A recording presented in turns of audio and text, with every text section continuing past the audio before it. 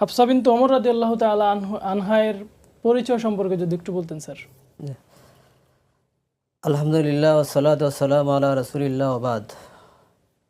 সম্মানিত দর্শক শ্রোতাদের মাহে রমাদানের শুভেচ্ছা জানিয়ে শুরু করছি প্রেরণার বাদ্যকর অনুষ্ঠানের আজকের বিশিষ্ট সাহাবিয়া হযরত হাফসা বিনতে ওমর রাদিয়াল্লাহু তাআলা আনহা সম্পর্কে। হাফসা বিনতে ওমর রাদিয়াল্লাহু তাআলা আনহা আমাদের যে সকল মনীষাগণ উম্মাহাতুল মুমিনিন নামে যারা পরিচিত তাদের অন্যতম একজন সাহাবিয়া। তিনি রাসূলুল্লাহ সাল্লাল্লাহু আলাইহি ওয়াসাল্লামের পবিত্র স্ত্রী।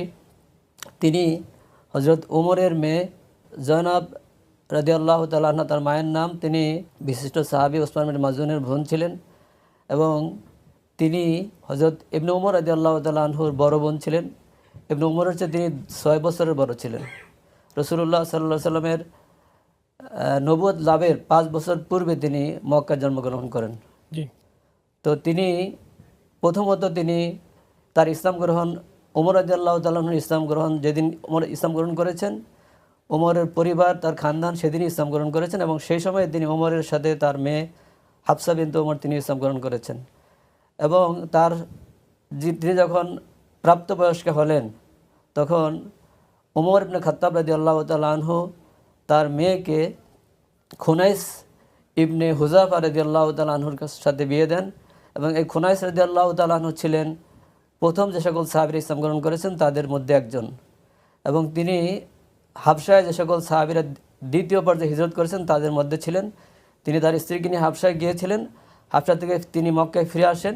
মক্কা থেকে তিনি আবার মদিনায় হিজরত করেন। মদিনায় হিজরত করার পরে বদরের যুদ্ধের দিন অথবা কোনো কোনো সিরাতকারের মতে উহুদের যুদ্ধের দিন তার স্বামী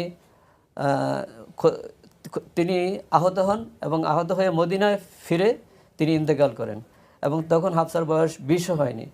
এই সময় তিনি ইন্তেকাল করেন এবং হাফসা রাদিয়াল্লাহু তাআলা আনহা বিধবা হয়ে যান।